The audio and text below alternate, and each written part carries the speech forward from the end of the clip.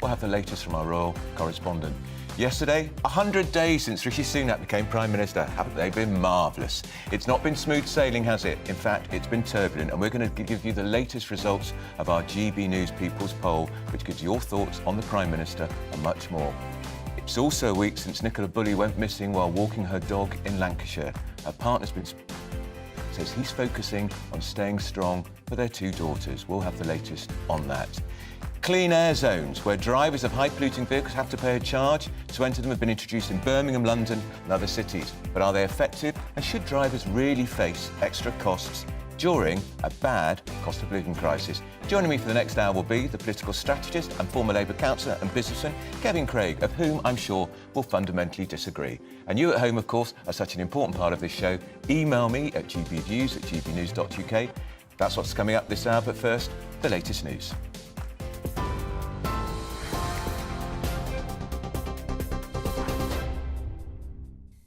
Good afternoon, it's 1 minute past 12. I'm Rhiannon Jones in the GB newsroom. The partner of a missing woman says he's focusing on staying strong for their two daughters. There are growing concerns for the welfare of Nicola Bulley, who went missing a week ago in Lancashire. The 45-year-old was last seen walking her dog just before 9 a.m. last Friday in St Michael's-on-Wye.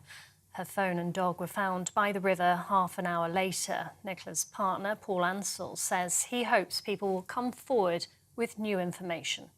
Every single scenario comes to a brick wall, every single one of them.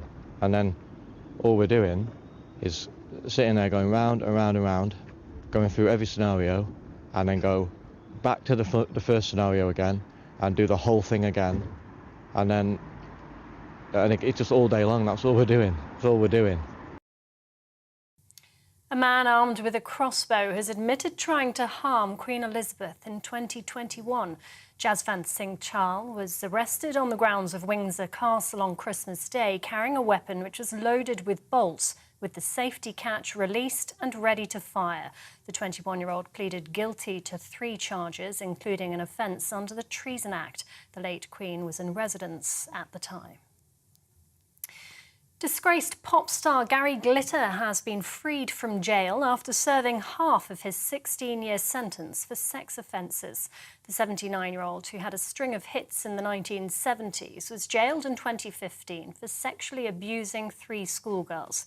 The sex offender, who left a low-security prison in Dorset earlier, will now be subject to licence conditions. British Gas is under pressure to compensate its vulnerable customers. It follows a Times investigation which found debt collectors broke into homes to forcibly install prepayment meters. Regulator Ofgem has ordered all domestic energy companies to suspend the practice and says it's opening its biggest ever market review into the meters. Anti-Brexit campaigner Gina Miller has become the latest person to accuse the Deputy Prime Minister of bullying. She says Dominic Raab launched an abusive attack and was aggressive and intimidating during an encounter in 2016. A source close to the Justice Secretary described the claims as malicious and baseless, saying they were timed to jump on a political bandwagon.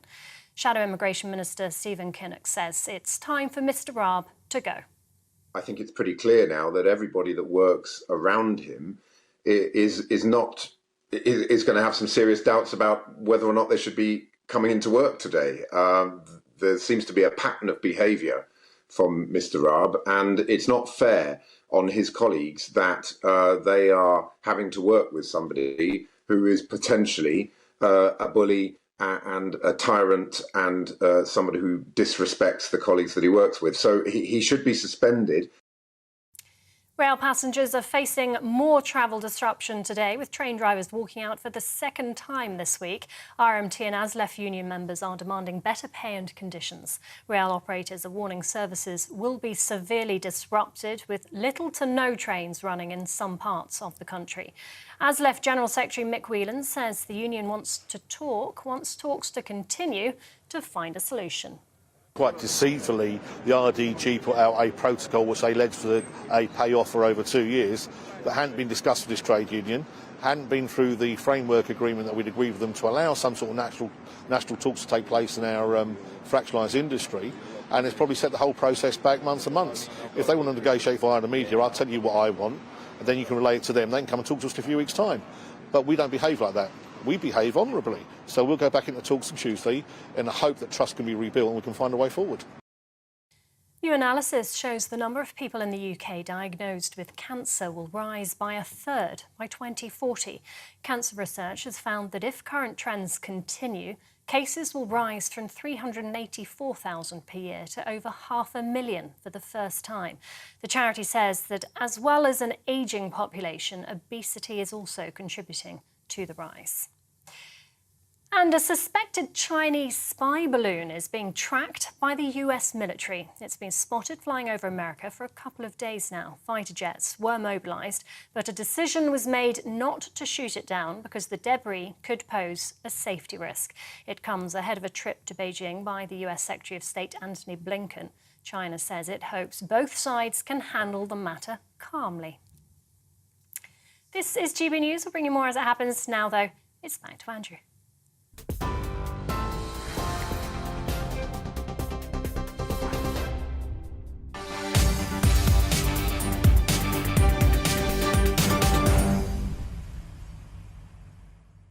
Well, the man who was carrying a crossbow in the grounds of Windsor Castle on Christmas Day in 2021 is admitted trying to harm the late Queen. 21-year-old Jaswant Singh Chilli pleaded guilty to 3 charges, including an offence under the Treason Act. His crossbow was loaded with bolts, with the safety catch off and ready to fire. The late Queen was in residence at the time. Joining me in the studio now is GB News royal reporter Cameron Walker. Cameron, fascinating. Treason. How rare is a treason charge levied in a court these days? Well, very rare, as a matter of fact. In fact, I think it was 1981, Marcus Sargent, who fired blank shots at the Queen when she was riding down the Mall, who was sentenced to 5 years in jail for that offence, having pled guilty. But this separate matter relates to a man called Jaswant Singh Chilli, 21. He pleaded guilty today to 3 charges, the first of which, perhaps the most serious, is under the Section 2 of the Treason Acts from the 1800s, for willfully producing or having a loaded crossbow with the intent to injure or alarm Her Majesty Queen Elizabeth II.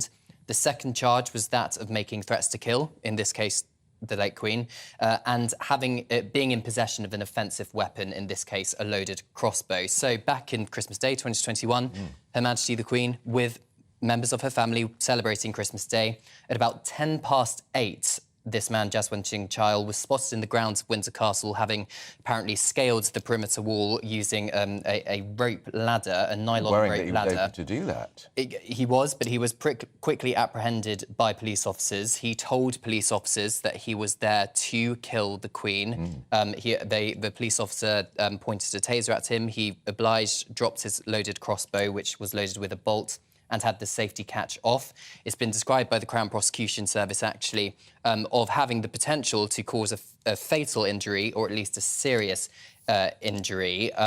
He allegedly also created this video and sent it to around 20 of his contacts, explaining the reasons why he wanted to kill the late Queen Elizabeth II. And he said he sought revenge against the British Empire for treatments of Indians. As I said, he sent that to around 20 people just before his arrest. He appeared via video link from Broadmoor Hospital, and he was found to be in a position to enter pleas. But ahead of his sentencing, which is going to be happening on the 31st of March, the judge has asked for a psychiatric report to be... I bet he has. I was just looking, you know, I hadn't realised Anne Boleyn was sentenced to death because of treason. Yeah. For allegedly having an incestuous relationship with her brother. And poor old Lady Jane Grey, keeping it in the monarchy, Queen for 9 days, treason, off with her head. And of course, Lord Haw was the great traitor in the Second World War, the propagandist. He was executed for treason. And I didn't know until doing some research that you could still be sentenced to death until 1998 for treason. Exactly, 1998. I think the Human Rights Act of 1998 trumps that you could no longer be executed for high treason in this country. The death sentence in this country, I think, was taken out in the 1960s. Yes, but you're right. The last person to be convicted under the separate to this case and more serious 1351 Treason Act was William Joyce, otherwise known as Lord Haw, for collaborating with the Germans during World War II. So there is a history of treason, but this particular case is about the less serious 1842 Treason Act. The last person convicted under that was 1981 Marcus Sargent, 5 years in prison for firing blank shots at the Queen. Kevin Gregg here. What do you think? Treason. We don't hear that word anymore. It's a very old-fashioned word, isn't it, Andrew? But the biggest thing I take from that story Yeah. is actually the effective response of the security services. You're not ever going to be able to stop everybody from scaling a wall, but they were straight on it. Yeah. I'm greatly reassured, and probably a good thing that we don't, as somebody said earlier today, hang, draw and quarter everybody anymore, and I think this guy's going to get a serious sentence for what he's done. I think he will. And it's a very good point, Kevin. I mean, that police officer facing a very dangerous potential criminal armed with a crossbow that could have killed him. Yes, and this police officer was armed with a taser, as we're led to believe. I mean, clearly there were armed police officers in the perimeter because members of the royal family have close protection officers, but it just does go to show the quick response of the armed officers on Christmas Day, clearly unaware that that incident was about to take place, in keeping the Queen and members of the royal family safe. Absolutely. Well, there'll be more of that, I'm sure. Now, we can bring you... thanks, Cameron. We can bring you the latest results of the GBNews People's Poll. Sleaze has become a big issue. Only 1% of voters are confident that Rishi Sunak's got what it takes to tackle sleaze in British politics. We saw, of course, the Tory chairman, Nadeem Zahawi, sacked last week over his tax affairs. 55% are not confident at all that he will. And on the issue of teacher strike, 48% say they support the strikes, 28% oppose them. I'm surprised at that figure, actually. It's important to say 24% don't know, prefer not to answer. All of this makes grim reading for the Conservatives, who now find themselves 24 points behind the Labour Party in the national polls. Our political reporter, Catherine Forster's here with me. Nothing in these polls ever for Rishi Sunak to clutch any straws at, really, Catherine. No. 100 days in, and it looks like the next 100 days are going to be just as hard, if not even harder. The sleaze, OK, 55% not confident of him getting a grip on it at all. Not entirely surprising, I guess, because there's been long sleaze in politics, hasn't there? It's not just this current administration by any means. I think the only small ray of sunshine, be putting it much too strongly, but Boris Johnson, of course, many Conservative MPs think they should never have got rid of him, that he's the answer, he's their golden ticket back. The poll says the public who were surveyed, 46% of them would strongly oppose him coming back to cabinet, not just to lead them. Only 7% would support that. So maybe some comfort for Rishi Sunak there, but I'm looking for small crumbs of comfort, definitely. Kevin Craig, you're smiling from ear to ear. You're a Labour Party supporter. You've been given money to the Labour Party. You've been a councillor. Yeah.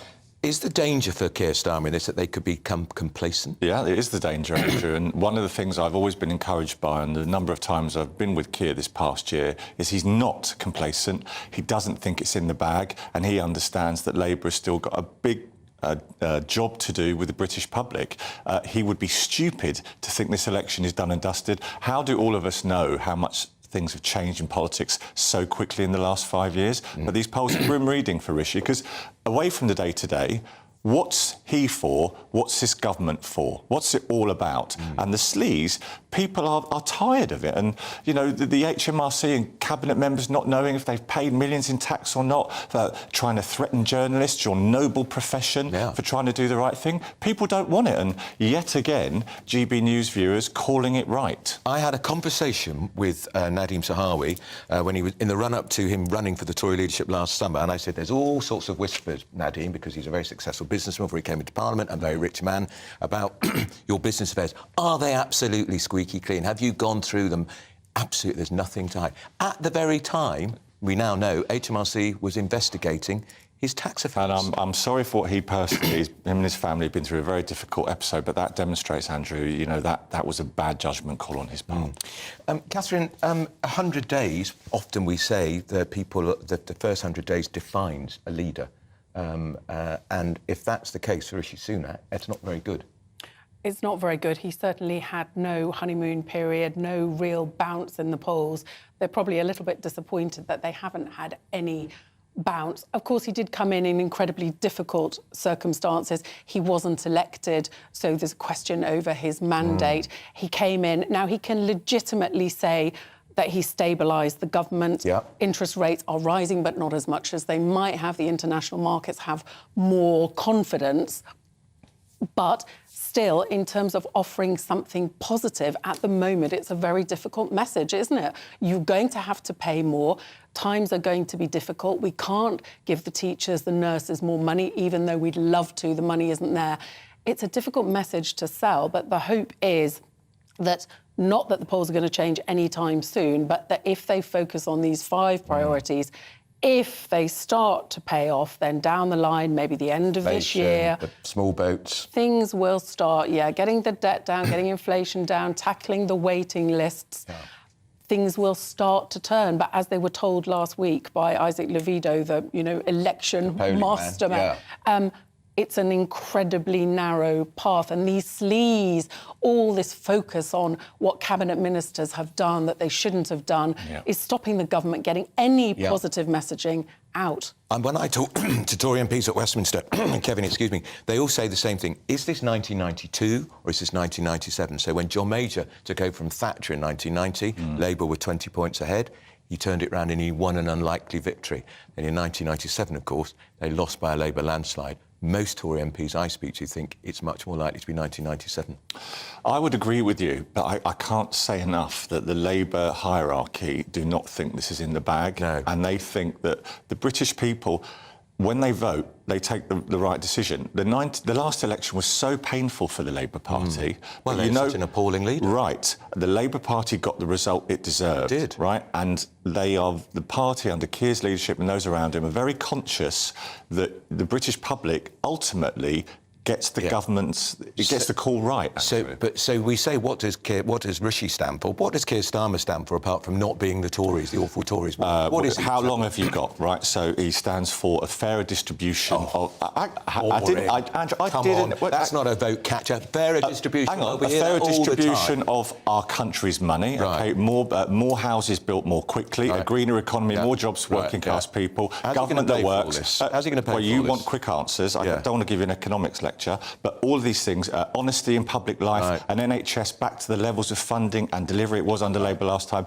I can carry on, actually. OK. Do you think Keir Starmer, I mean, he's way ahead in the polls, but his own personal poll rating is not that much further ahead than Rishi Sunak's? No, and people by and large aren't... He's not Tony Blair, is he? He's not exciting, he's not charismatic. No, he's boring.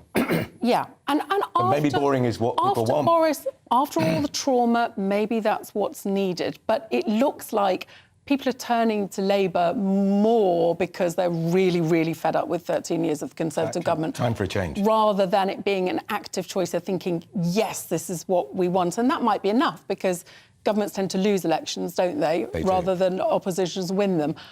But, yeah, things can always change. I mean, as we've seen before, things change very quickly in politics. They do. That's Catherine Forster. We'll be talking more about that poll. But joining me on the show now is Sue Atkins. She's the former deputy head and author of Parenting Made Easy. We're talking... how are you?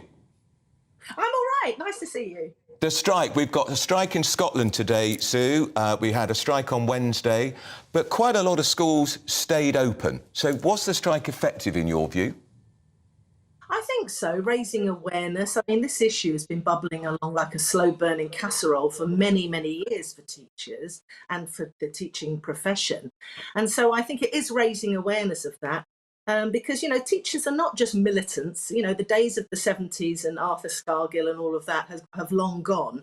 These are real issues that have been going on for a very long time. Every year there's more and more, expected of teachers, larger classes, they're leaving in droves, retention is very difficult, budget cuts, morale is awful. So, yes, I can understand why people are striking, and they do it with a heavy heart, I know that.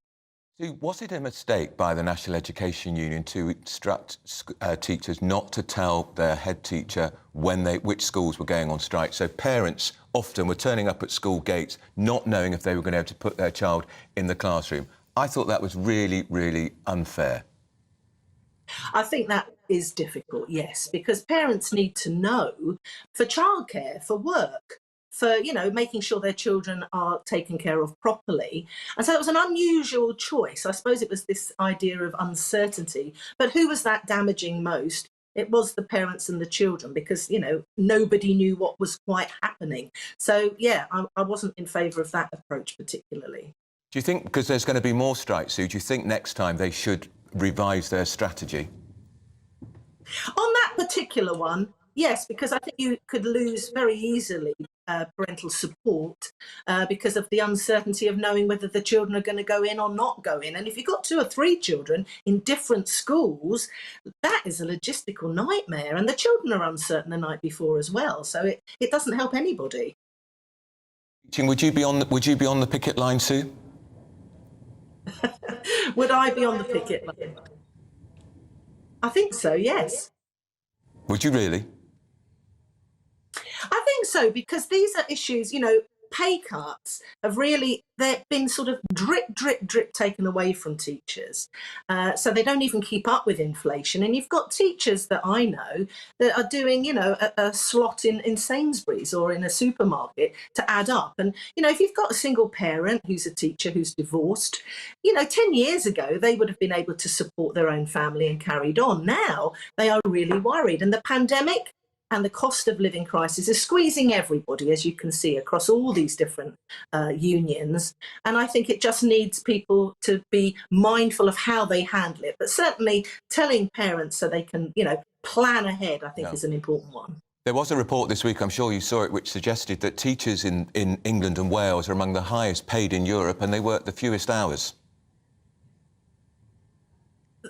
I wonder where they get all these stats, because I knew you were going to say something like that at me. That's my job, Sue. Because if I had £1 for every time someone says, but you get long holidays and you leave at 4 o'clock, I would have a whole host of Jimmy Choo sandals and shoes and boots. It's not like that. Retention is difficult. Teachers cover for other teachers. They don't have the budgets. There are supply teaching. Special educational needs are very diverse. Supply teachers taking over. So it is a mess, and it really needs a proper look at. And I was kind of hoping after the pandemic, we'd have a real reboot of what we want education to do for our children and move it forward into the 21st century. And this is a very difficult time, and definitely with a heavy heart that my friends, who loads of them are teachers, are having to go on strike to try and get their day's work for their day's work. All right, that's Sue Atkins. She's a former deputy head and she's the author of Parenting Made Easy. Kevin Craig is still with me, former Labour councillor, Labour Party supporter. I'm surprised at the GBNews poll showing more people support the teachers' strike because it's so disruptive on parents and sorting out childcare. Yeah. And teachers are not badly paid if you compare them to nurses. No, but over time, as Sue just said, their pay is basically deflated. But I'm surprised that you're surprised, Andrew, that people are supportive of teachers, because they're not supportive of disruption to parents. And I agree with you, never mind the Labour background. I think not telling head teachers doesn't make sense. That's a tactical mistake. But people are on the side of public service workers who've done a vital job, and they think they deserve a better deal. Yeah, but they're also thinking, Kevin, about the pandemic, which Sue alluded to. 2 years, children lost 2 years teaching.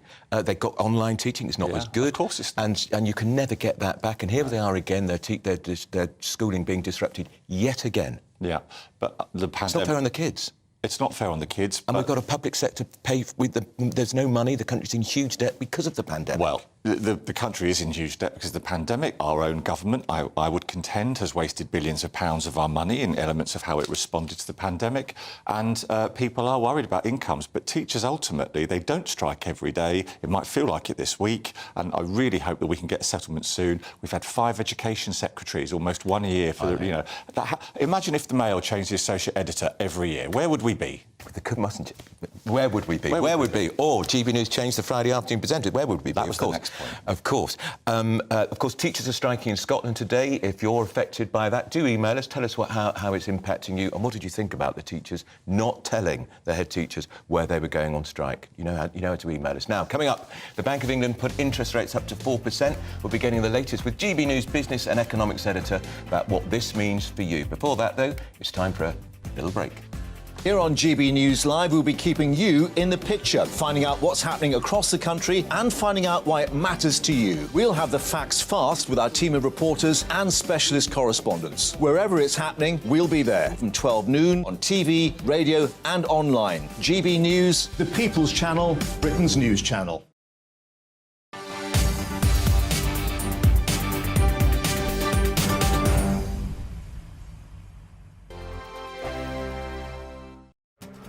This year on GB News, we've got brand new members in the family.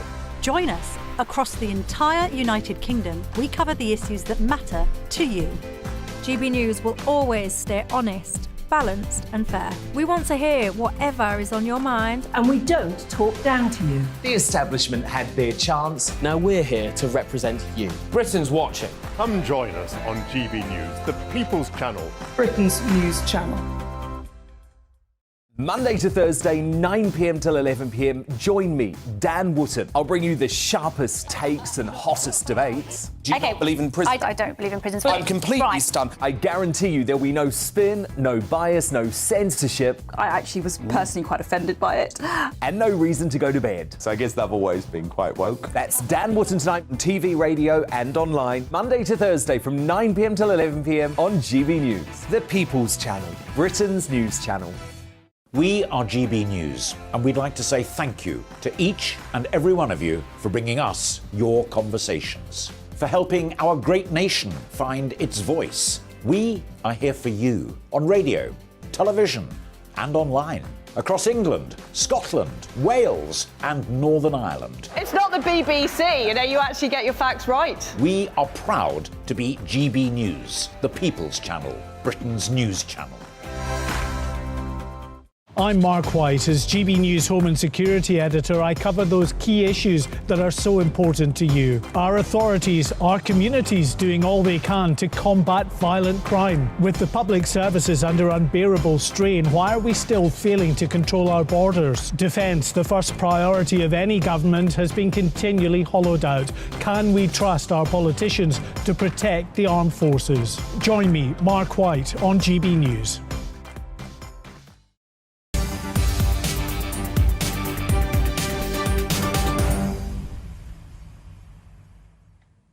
Bad news if you've got a mortgage. Interest rates went up yesterday to 4%, a 14-year high. But is there a little light at in the end of the tunnel of gloom? Maybe the recession isn't going to be as dramatic and as bad as we feared. But for the mortgage borrowers, it's looking pretty gloomy. Joining me in the studio is our business and economics editor, Liam Halligan, with On the Money.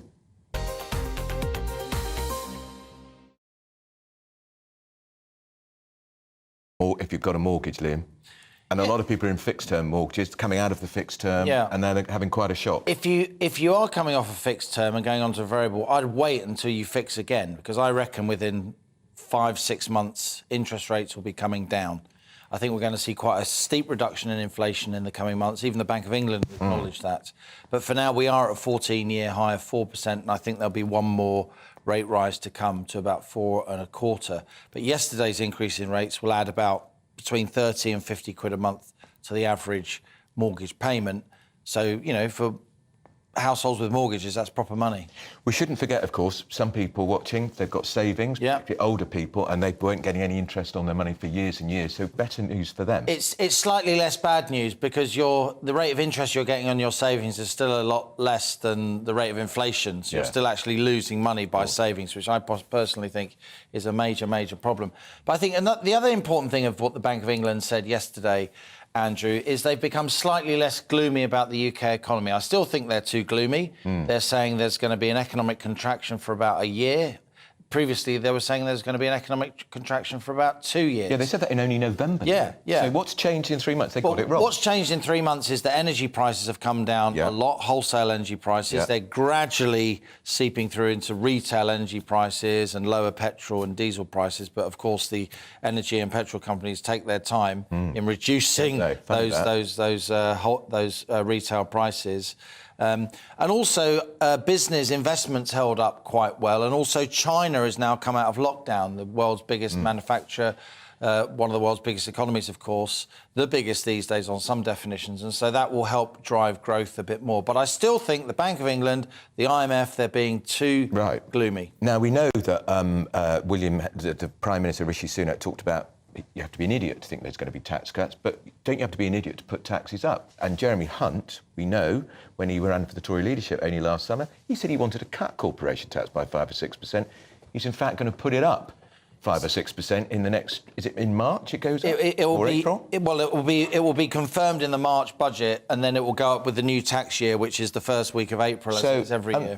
So the interest, our corporation tax goes up. That's going to stifle investment. It will. It's going up from 19% to 25%, which is a 6 percentage point rise. For a lot of lockdown-ravaged businesses, they'll throw in the towel. I actually think if you raise the rate of corporation tax, you'll end up with less corporation tax. Yeah. Because a lot of businesses will go under, certainly small and medium-sized businesses. And what's happening at the moment, I know you're picking this up too, Andrew, is you've got a lot of Conservative backbenchers, and believe it or not, they're kind of rallying around somebody called Liz Truss. Who's that? I'm not saying she's going to make a comeback, but she's certainly becoming a standard bearer among the so-called 1922 committee, the Tory backbenchers, trying to push Hunt and Sunak to not raise taxes anymore in this March budget, which is now only 6 weeks away. And that includes the corporation tax, right? That absolutely includes the corporation tax. Let's get Kevin Gray, because I know what you're going to say. Oh, this is Tory. If he doesn't do the tax rise, that's the Tories on the side of big business. But corporation tax impacts on small businesses too. I'm sorry to disappoint you, Andrew. Number one, I enjoy much of Liam's analysis, which I think is bang on the money. There's a buck coming. And you're a businessman. I am a businessman, you know, a company now... It was on the money, but not anymore. No, it is, and it still is. But I need to hold on to something to think... I heard Liz Truss come back. No, you didn't say a comeback. You just said she's still an MP. Yes, I know, but the idea that we... Let's talk about is the corporation tax. Should that corporation tax go up? You're a businessman. How many people do you employ? 106. Right. Yeah, across the country. Congratulations. That's brilliant. Thank you very much. That's going to affect you if the corporation tax goes up. It is the hardest time in business for a decade, I'm finding that. And it's not a political point, it's just the cost. Yeah. And then the salary inflation in the private sector, because talent is... they never had a stronger market. Your office costs... So cut to the quick. But corporation tax... Should they cancel that rise?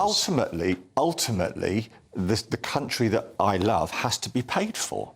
So I'm not going to object in principle to increases in taxes. If I may, Andrew, you're a lockdown-ravaged business, OK? I talk to lots and lots of business leaders.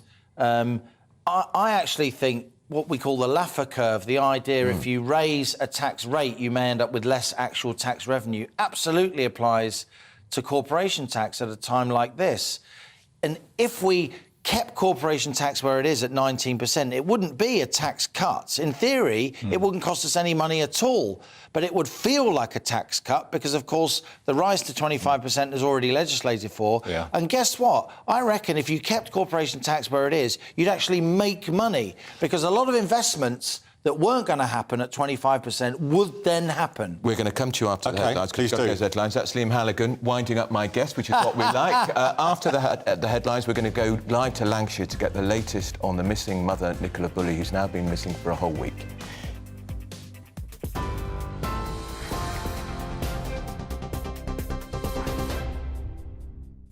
Good afternoon, it's 12:34. I'm Rhiannon Jones in the GB newsroom. The partner of a missing woman says he's focusing on staying strong for their 2 daughters. There are growing concerns for the welfare of Nicola Bulley, who went missing a week ago in Lancashire. The 45-year-old was last seen walking her dog just before 9 a.m. last Friday in St Michael's-on-Wyre. Her phone and dog were found by the river half an hour later. Nicola's partner, Paul Ansell, says he hopes people will come forward with new information. Every single scenario comes to a brick wall, every single one of them, and then all we're doing is sitting there going round and round and round, going through every scenario, and then go back to the first scenario again and do the whole thing again, and it's just all day long. That's all we're doing. That's all we're doing. A man who was carrying a crossbow on the grounds of Windsor Castle on Christmas Day in 2021 has admitted to trying to harm Queen Elizabeth. 21-year-old Jasvant Singh Chahal pleaded guilty to 3 charges, including an offence under the Treason Act. His crossbow is loaded with bolts With the safety catch off and ready to fire, the late Queen was in residence at the time. And disgraced pop star Gary Glitter has been freed from jail after serving half of his 16-year sentence for sex offences. The 79-year-old, who had a string of hits in the 1970s, was jailed in 2015 for sexually abusing 3 schoolgirls. The sex offender, who left a low-security prison in Dorset earlier, will now be subject to licence conditions. TV, online and DAB+ radio, this is GB News. Don't go anywhere. Andrew will be back in just a moment.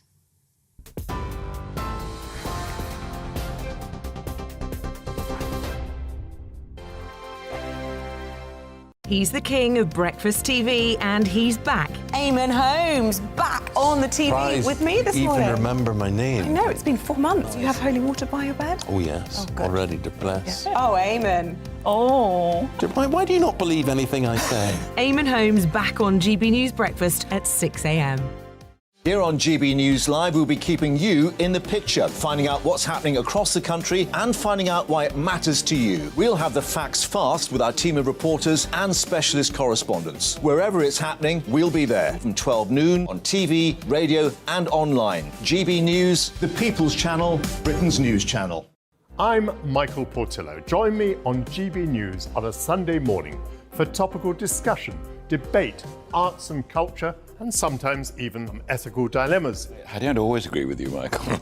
Michael Portillo, Sundays on GB News, the People's Channel, Britain's news channel. Hello, I'm Michelle Dewberry, and you can join me every weekday 6 till 7 on Jubes and Kerr. You're an inspiration to us all. Clip that bit up. Well, you are. That's my ringtone. My political ambitions are, those days are gone, I can tell you. She's only teasing. Go on. He's probably going to want to lay down now. I'll give him 2 minutes to have one. Let's respectfully disagree. That's what we like on Jubes and Kerr. Come and join us. GB News, the People's Channel. Michelle Dewberry, weekday evenings at 6 o'clock. Monday to Thursday on GB News, it's Bev Turner Today from 10 a.m. We're going to be here for you, our GB News family, to keep you up to date, but also make you smile. The guy went from puberty to adultery. And I can't wait to bring a few of my own opinions. I have no time for cultural totalitarianism. We'll engage in passionate, but always polite debate, with your thoughts and opinions at the centre of it all. Only on GB News, the People's Channel, Britain's news channel.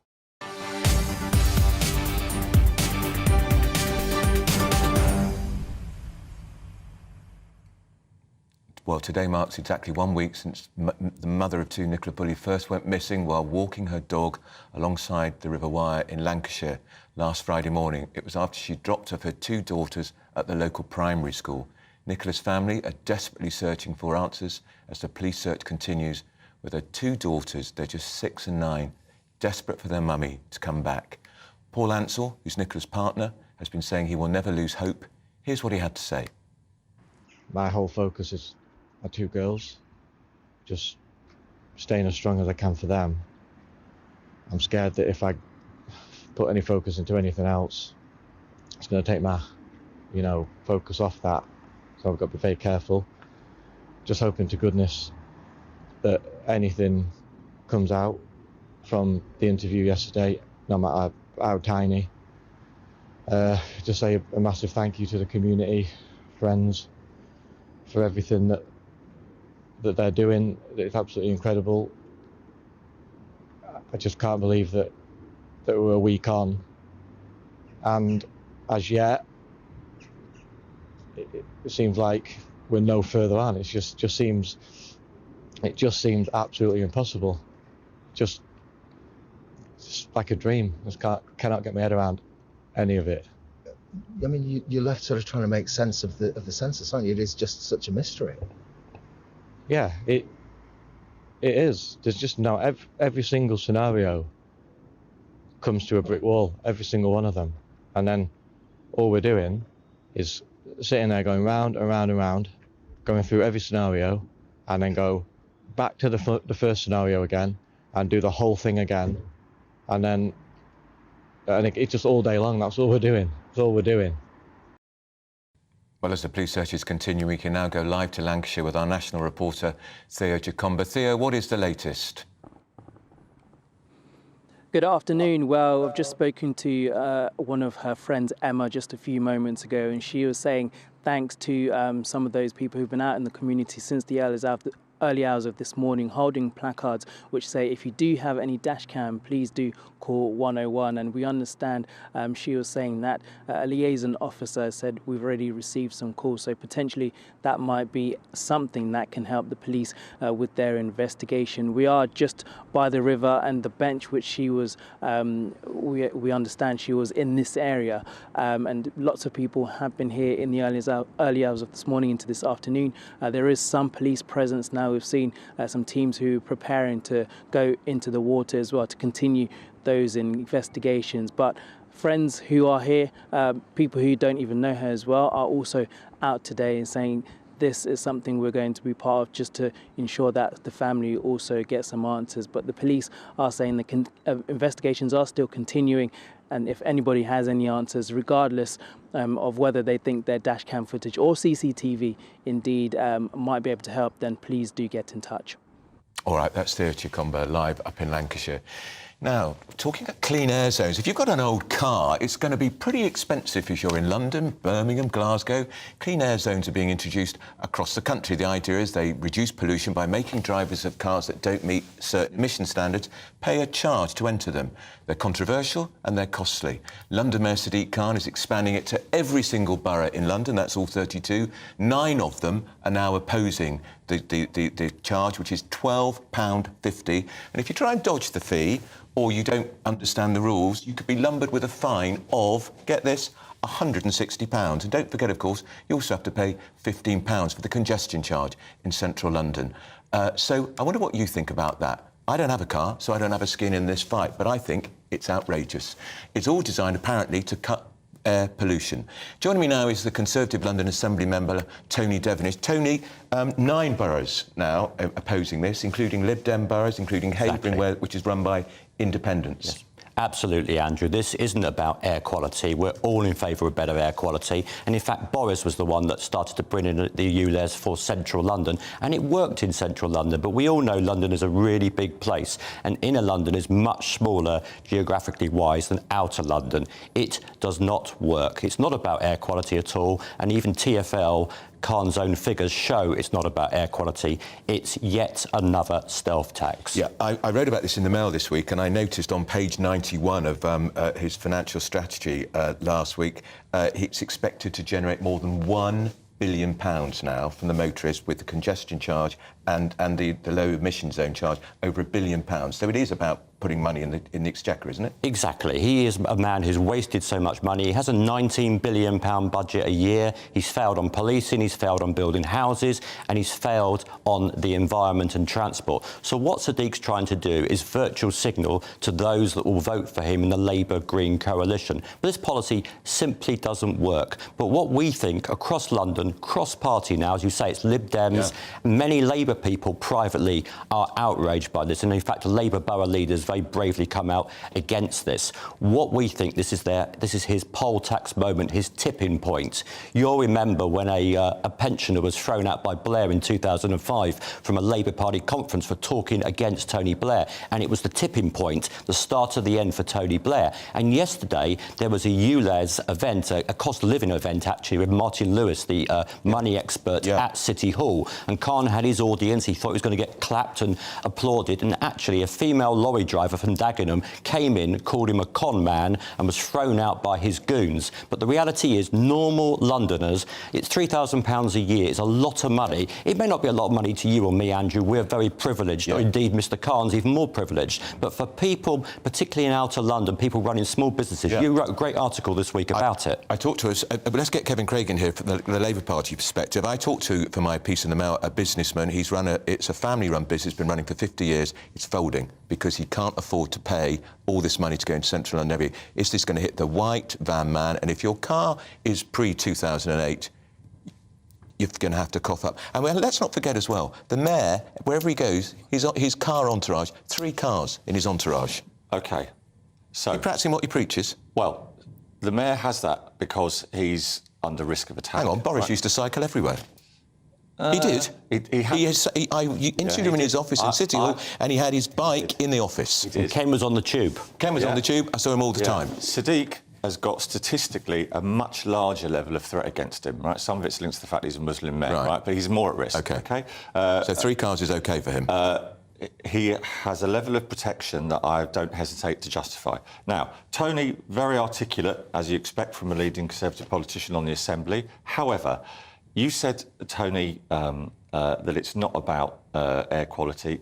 There are many people who think it is. Many people think that the reason Sadiq Khan's doing this is that air pollution in London is causing deaths, that 4 million people have already got an improvement in air quality since he went to work on his stuff. And yesterday you said at City Hall, Sadiq Khan got his goons to throw out a female lorry driver. Well, yesterday was a much longer event, which for the most part was a very constructive discussion about the cost of living. But there is a point which sensible people on all sides of the debate will have to accept, that the ULEZ implementation, which is about saving lives in a cleaner London, must take into account financial impact. And even Darren Rodwell, a very well-regarded leader of Barking and Dagenham Council, who's a Labour politician, is saying that. But Sadiq said yesterday he won't apologise for trying to make air cleaner in London, and what this discussion shows is there's going to be a reckoning at the ballot. But we've even got Liberal Democrats. Even Liberal Democrat councillors are opposing Let me give this. you a policy that would work, and Sean Bailey brought this in last time, and Khan has ignored it. And Coventry and many cities are doing this. Spend the hundreds of millions of pounds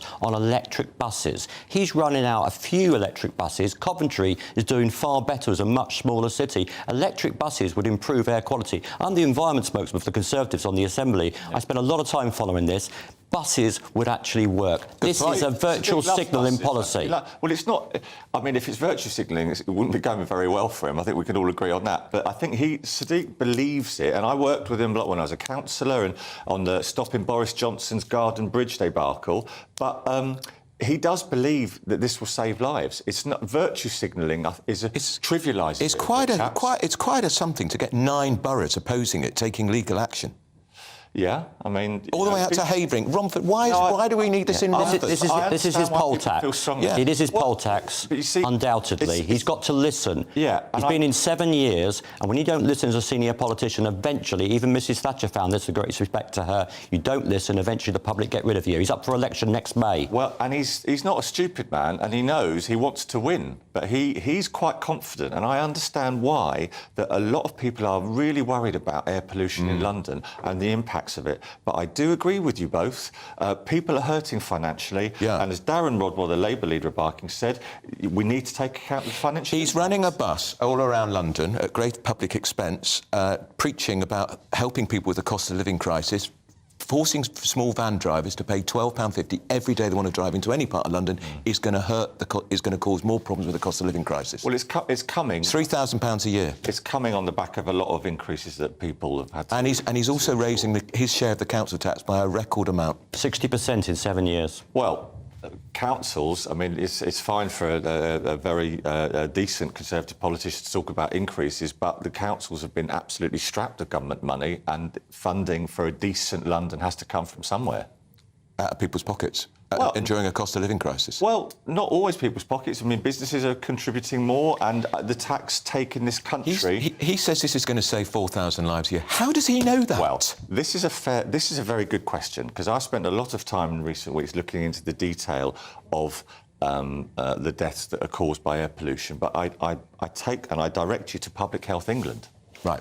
I want to raise something with you. In Birmingham, they've done this. They've had to cancel 45,000 fines because of the sheer volume of fines that they've been overwhelmed by it. That's in the second city. 2.7 million revenue down the drain. It's not working. Well, that's our second city. Indeed. We, as my business, we've got a significant number of staff up there. I would say that as a result of what Sadiq's done, the most recent expansion, the number of non-compliant vehicles coming in has gone down from 124,000 to 57,000 a day. But I'm not disagreeing with you both that people are hurting financially. But Sadiq said, Andrew, he won't apologise for cleaning London's But this is about taking people with you. His public consultations are renowned to be flawed, every single one. In fact, the Independent Public Consultation Institute a couple of years ago gave him an award for the worst public consultation of the year. And you know all about public relations. And literally 80% of people oppose the ULEZ extension. He's got to bring people with him. We all are elected because we take the public with us. Agreed. And Sadiq has completely Transport failed. for London survey, 80% consultation of businessmen and businesswomen and small businesses oppose this. Well, TfL consultations, I will say, in my whole life as a councillor and business person, under whatever colour administration, TfL doesn't consult very well, is my personal experience. All right, now I want to know what your views are. Do you have a clear air zone where you are? What do you think of them? Are you going to pay your fine, £160 it is in London, or perhaps you're one of those people in Birmingham whose fine's been written off? You can email me, gbviews@gbnews.uk, or tweet us at gbnews. Tony Devenish is a London Assembly member. Thanks for joining me. And still with me is Kevin Craig. Now, talking about the Eurovision Song Contest, the former Sex Pistol Johnny Lydon is gearing up to compete to become Ireland's Eurovision entry. His band Public Image Limited are among 6 acts trying to represent Ireland at the 67th Eurovision Song Contest, which of course is being held in Liverpool. Ukraine won last year, but we're hosting the prize. We came second. Joining me on the show now is Rebecca Toomey, who is a showbiz journalist. Rebecca, I'm old enough to remember the Sex Pistols. Has he got a good voice, Johnny Rotten? Do you know what? It's absolutely amazing, but nobody could see this one coming. The Sex Pistols, John of the Sex Pistols, going on to the cheesy Eurovision Song Contest. It's not something you usually associate the two. But let me tell you exactly why he's doing this. Now, he's representing, he's gunning to represent for Ireland. His parents were born there. But what he's doing is he's actually written this actually quite beautiful ballad, Hawaii, in homage to his wife, Nora, who's been battling Alzheimer's disease. And the song is really about, wishing she was still, all there and sort of present with him. And also talks about the holiday they had and the kind of experience being, a caretaker for someone with Alzheimer's. So it's actually putting the spotlight on quite a powerful cause. And the song, I think a lot of modern music can be very overproduced. And I think hearing someone with Johnny's talent and his musical abilities, seeing something like that on Eurovision will actually make quite a change. So it'd be really interesting to see if the public vote, because what's going to happen tonight is on the Late Late Show in Ireland, he's going to compete with 6 acts, and then the public are going to be the ones to vote for the song they want to represent their country come May, when the Eurovision Song Contest will be taking place in Liverpool. Rebecca, what's the feeling? Do people think he's got a really strong chance? I think he has, because I actually really quite enjoy the song. If anyone can have a listen to it, the promo videos there online. But I think really the emotive song will actually win people over. I think it's quite a beautiful song. It's really good to hear proper music again. I think like I said, an overproduced musical world. But I think the fact that he's gone down the emotional route, and it's not something we expect from him, is it? It's Johnny Rotten, which is what I think will win people over. And I'd actually like to see a song like this performed, because I'm not a Eurovision fan. It's far too cheesy and sort of, not like the kind of Grammys and the Brit Awards. So it would be nice to have a bit more of a serious, powerful, emotional stance. And particularly because obviously the UK's hosting for Ukraine. And Eurovision has always been quite political. And I think it would be nice for it to pull back a bit more to actually about music. All right, Rebecca, well, that's very interesting. Rebecca Toomey. I'm sorry to say this, Kevin Craig, but you're old enough also to remember the Sex Pistols. Yes. We won't say the most famous song because we can't use that word on the programme. I rather wish him well on this. I wish him well. And what people may have forgotten about him is that he's a person with substance outside of music. He was one of the only people to call out, if you remember, Jimmy Savile. Remember that? I do. So he's a person of substance, and I really wish him well. And do you like the Eurovision, or you like Rebecca? You find it all a bit too cheesy? I think it's good fun. So do I. Yeah. And I really enjoyed it last year, and I thought it was the right result because it was the best UK entry for years. It was good, wasn't it? But we won. So he won the jury. We won the jury, but the public vote was always going to go to Ukraine, and so it should have. Yeah. Well, I mean, it always follows politics and the issues of the day. And when we haven't been that popular, it doesn't matter how good our song is, we get absolutely hammered, don't we? Yeah, we didn't do very well when Blair was Prime Minister either, if I recall. Now, your views on some of the stories we've been discussing on teacher strikes. Mark says, I'm sick of hearing about these teachers. Did everything to not work during the pandemic. 23.6 pension additions from us, the taxpayer, long holidays, short working days. On Keir Starmer, Alan says, Who on earth believes Starmer would be a competent PM? This bloke next to me, actually, Alan, Kevin Craig. Mr. Sit on the Fence and his cohort of talentless cronies just represent Corbyn with a tie. The same no-hopers make up the Labour Party that failed so badly at the last election. Andrew, not to be trusted. Can we put him down as a don't know? I think we can put him down as a don't. And on ULEZ expansion, Carmen says, my daughter lives in the current area. I've hardly seen my grandchildren for the last 2 years. My car is an older diesel car and thus non-compliant. Where I live will be in the extension. I will give up work altogether, as will many others, costing the government more in benefits. I need my car for work and I can't afford to get another one. Just briefly, Kevin, that's the problem. If you want to get a compliant car or a compliant van, a new van, £40,000. Yeah, and I think the big pressure on Sadiq is to make sure that, as a Labour council leader has said, is the implementation of this. You've got to listen to people's financial pain. You've got to be a politician that, if necessary, increases the scrappage scheme amounts or extends the time frame.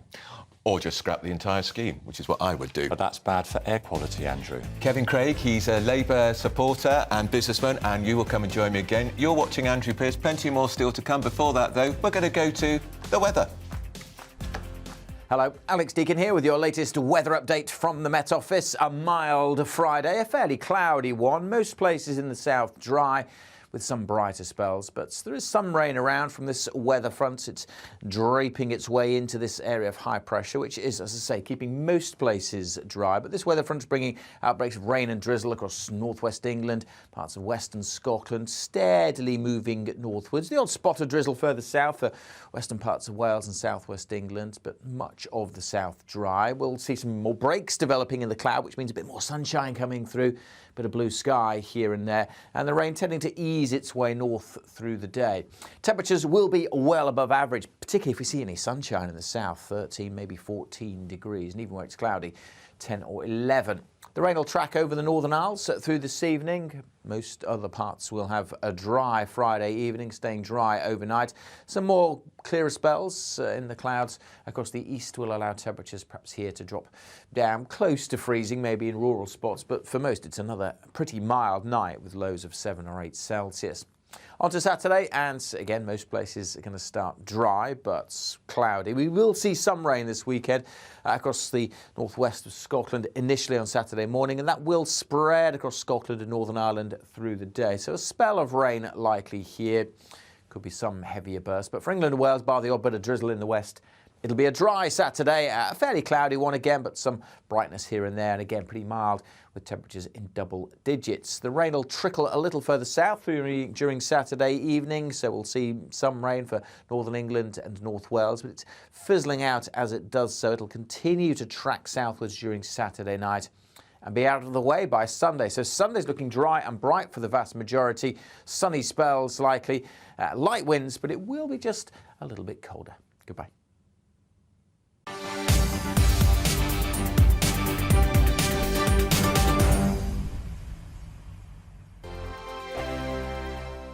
I'm Simon Evans. Join me on GB News for Headliners at 11 p.m. What's the scoop? I'll be joined by 2 of the country's top comedians. That's right. As we take a look at tomorrow's newspapers tonight. We're going to get into trouble. If it's a big story, we'll be covering it. Spill some tea on him. There we go. But we'll also have some fun. I wouldn't stick up a bank. My father didn't love me. So anyway, Headliners every night from 11 on GB News, the People's Channel, Britain's news channel. Join me, Patrick Christie's Monday to Friday, 3 till 6. We tackle the day's news agenda like you've never seen before. It's high tempo, high octane, the most controversial topics, and the best guests. You will not be able to take your eyes and ears off it. I'm not afraid to ask the questions that you really want answered. 3 till 6 p.m, Monday to Friday on GB News, the People's Channel, Britain's news channel.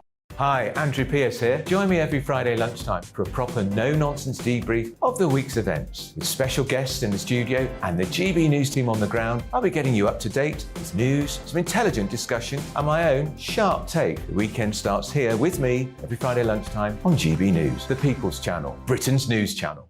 I'm Andrew Doyle. Join me at 7 o'clock every Sunday night for Free Speech Nation, the show where I tackle the week's biggest stories in politics and current affairs with the help of my 2 comedian panellists and a variety of special guests. Free Speech Nation, Sunday nights from 7 on GB News, the People's Channel, Britain's news channel. We are GB News, the People's Channel. And right across the United Kingdom. You can find us on Sky Channel 512, Virgin Media Channel 604, Freesat Channel 216. Freeview Channel 236. And YouView Channel 236. You can also take us with you on DAB Plus Radio. With the GB News app and at the website gbnews.uk. We're absolutely everywhere. Come join us on GB News, the People's Channel, Britain's news channel.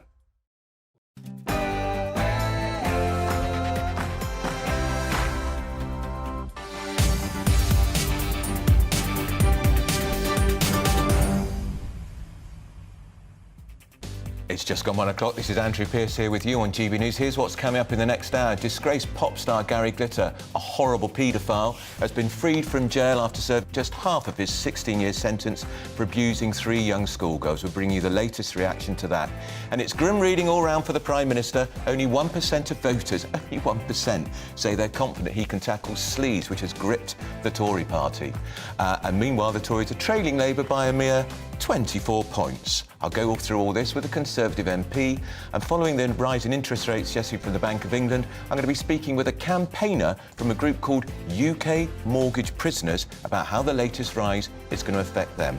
And we'll be heading across the pond too, because the United States is tracking a suspected Chinese surveillance balloon. It's been spotted flying over sensitive sites. Why don't they shoot it down? Digesting all of this with me for the next hour, I'm delighted to say, is the Telegraph sketch writer and columnist, Madeline Grant.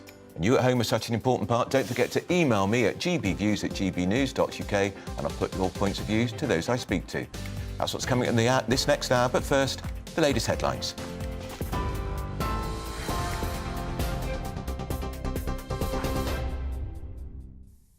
Good afternoon. It's just gone 1 minute past 1. I'm Rhiannon Jones in the GB newsroom. The partner of a missing woman says he's focusing on staying strong for their 2 daughters. There are growing concerns for the welfare of Nicola Bully, who went missing a week ago in Lancashire. The 45-year-old was last seen walking her dog just before 9 a.m. last Friday in St Michael's-on-Wye. Her phone and dog were found by the river half an hour later. Nicola's partner, Paul Ansell, says he hopes people will come forward with new information. Every single scenario comes to a brick wall, every single one of them. And then all we're doing is sitting there going round and round and round, going through every scenario, and then go back to the first scenario again and do the whole thing again. And it's just all day long. That's all we're doing. That's all we're doing. Well, the community is also coming together to help find the missing mortgage advisor. They're appealing for anyone with information to come forward, hoping images of Nicola will help jog their memory. All week there've been searches going on with the local community. Everybody's really kind of come together to try and do everything they can to find her and bring her home to her family. It's just, you know, we're keeping eyes out for dash cams, anyone that could possibly have been here this time last week. I just feel like I've got to stand here and do my bit, even if it's just stood here holding a sign up. A man armed with a crossbow has admitted trying to harm Queen Elizabeth in 2021. Jasvant Singh Chahal was arrested on the grounds of Windsor Castle on Christmas Day, carrying a weapon which was loaded with bolts with the safety catch released and ready to fire. The 21-year-old pleaded guilty to 3 charges, including an offence under the Treason Act. The late Queen was in residence at the time.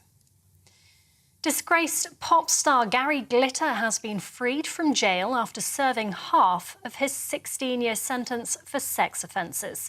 The 79-year-old, who had a string of hits in the 1970s, was jailed in 2015 for sexually abusing 3 schoolgirls. The sex offender, who left a low-security prison in Dorset earlier, will now be subject to licence conditions. British Gas is under pressure to compensate its vulnerable customers. It follows a Times investigation which found debt collectors broke into homes to forcibly install prepayment meters. Regulator Ofgem has ordered all domestic energy companies to suspend the practice and says it's opening its biggest ever market review into the meters. Anti-Brexit campaigner Gina Miller has become the latest person to accuse the Deputy Prime Minister of bullying. She says Dominic Raab launched an abusive attack and was aggressive and intimidating during an encounter in 2016. A source close to the Justice Secretary has described the claims as malicious and baseless, saying they were timed to jump on a political bandwagon. Shadow Immigration Minister Stephen Kinnock says it's time for Mr Raab to go. I think it's pretty clear now that everybody that works around him is going to have some serious doubts about whether or not they should be coming into work today. There seems to be a pattern of behaviour from Mr Raab, and it's not fair on his colleagues that they are having to work with somebody who is potentially a bully and a tyrant and somebody who disrespects the colleagues that he works with. So he should be suspended. Rail passengers are facing yet more travel disruption today, with train drivers walking out for the second time this week. RMT and ASLEF union members are demanding better pay and conditions. Rail operators are warning services are severely disrupted, with little to no trains running in some parts of the country. ASLEF General Secretary Mick Whelan says the union wants talks to continue to find a solution. Quite deceitfully, the RDG put out a protocol which they led for a payoff for over 2 years that hadn't been discussed with this trade union, hadn't been through the framework agreement that we'd agreed with them to allow some sort of national talks to take place in our fractionalised industry, and it's probably set the whole process back months and months. If they want to negotiate via the media, I'll tell you what I want, and then you can relay it to them. They can come and talk to us in a few weeks' time. But we don't behave like that. We behave honourably. So we'll go back into talks on Tuesday in the hope that trust can be rebuilt and we can find a way forward. And a suspected Chinese spy balloon is being tracked by the US military. It's been spotted flying over America for a couple of days. Fighter jets were mobilised, but a decision was made not to shoot it down because the debris could pose a safety risk. It comes ahead of a trip to Beijing by the US Secretary of State Antony Blinken. China says it hopes both sides can handle the matter calmly. This is GB News. We'll bring you more as it happens now, though. Let me hand you back over to Andrew.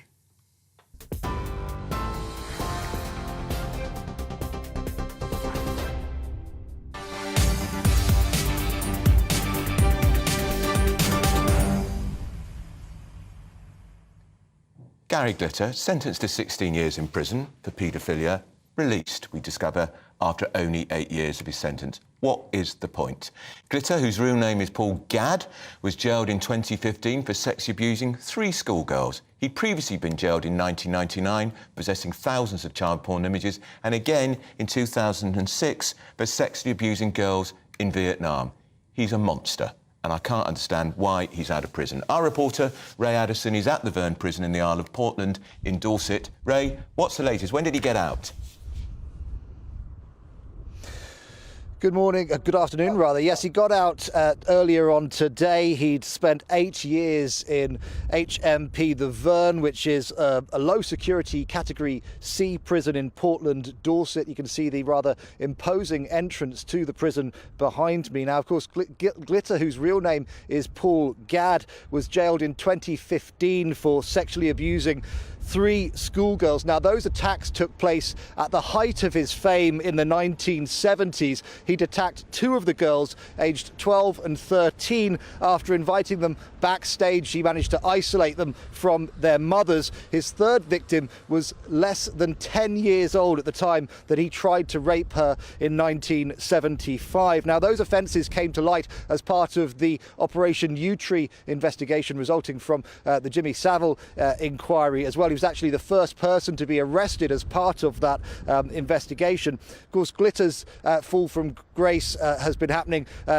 for years. It happened many years earlier. He'd admitted possessing, as you said, 4,000 child pornography images and was jailed for 4 months in 1999. In 2002, he was expelled from Cambodia because of sex crimes allegations. And in March 2006, he was convicted of sexually abusing 2 girls in Vietnam, and he spent 2.5 years in jail. Now, his release today was automatic halfway through his 16 years sentence. He'd spent, as we said, 8 years behind bars, and he will now be subject to licence conditions. That's Ray Addison, our reporter at Verne Prison in the Isle of Portland in Dorset. Madeline Grant's with me, Telegraph columnist. He's not only a disgusting paedophile, Madeline, he's also very stupid because he sent his computer in to be serviced by an engineer back in 1999 and the engineer discovered 4,000 lewd images of children. How is he... He gets 16 years, he only serves 8. He should do the full term. Of course he should. I mean, I kind of despair for society, really, if this is how we respond to something like this. I mean, there's no other way of putting it. When you have sex with a 13-year-old child, that's rape. No child can give consent. I just don't know what kind of message this really sends out. And it must be heartbreaking for the victims of Gary Glitter because, you know, even though it happened decades ago, these things never leave you. And I think that to see... to your molester and rapist out there in the free world again so soon after the initial sentence was given, it must be, you know, demoralising and bring it all back to them. And then, of course, he more recently he served 2 months in prison for abusing children when he was living abroad. Exactly. I mean, this guy's a repeat offender. He's a serial offender. Of course he is, and I'm sure, you know, I don't exactly know how they plan to keep track of him, but, you know, you'd be very surprised. I think when you're wired in that way, it seems very likely that you're going to go on to commit other offences. I mean, we've both written about this and talked about it before. Paedophiles, I understand, they can't be cured. So he is a danger. Should he ever be allowed out? Well, I mean, he'll have a tag on, I suppose, but for how long? I think at the very least you do the sentence that you've been given. Yeah, I mean, I've often argued this with lawyers. So you get 16 years, but there's an automatic reprieve after halfway through. Why? Why? I don't get it. I mean, I don't get it. And people get sentenced to a life imprisonment, and the judge says it's life. I recommend you serve up to 15, 20 years. Hang on, it's life. So why are you allowed out?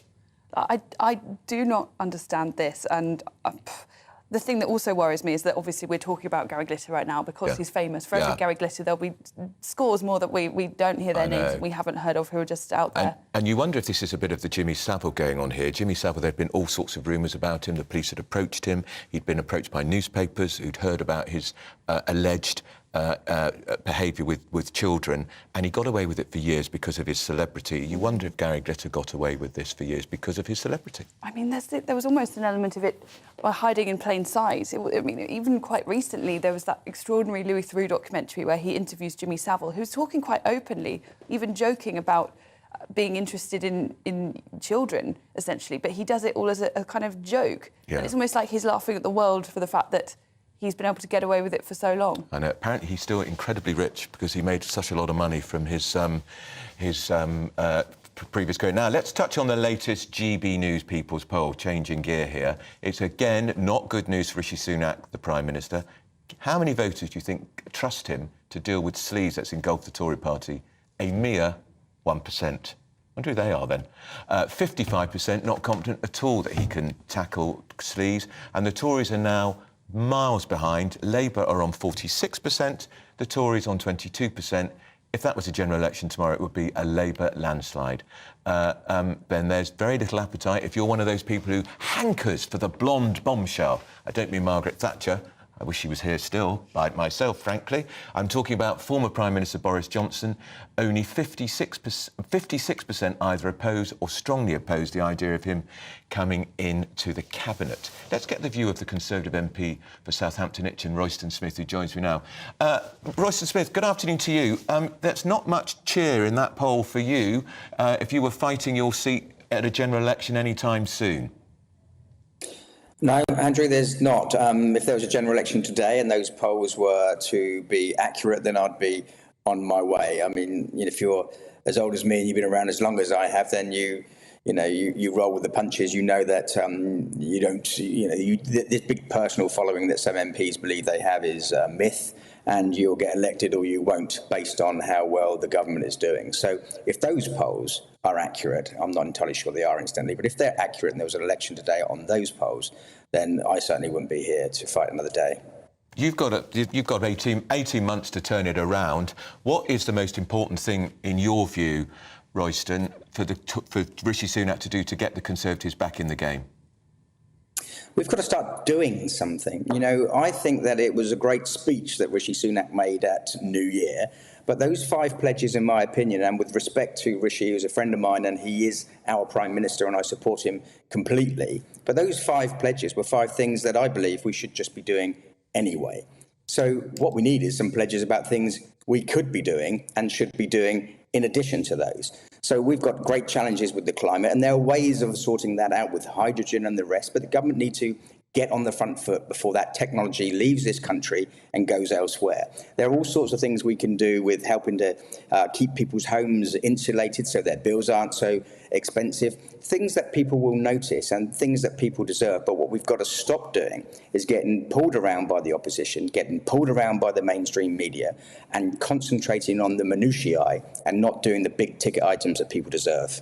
Got a budget in March. The Chancellor's already ruled out any tax cuts. Should he press ahead with the planned 6% rise in corporation tax? Because I've talked to a lot of your colleagues who say he shouldn't. No, I don't think he should. And I think he should be looking at every opportunity he can to cut taxes, to stimulate the economy.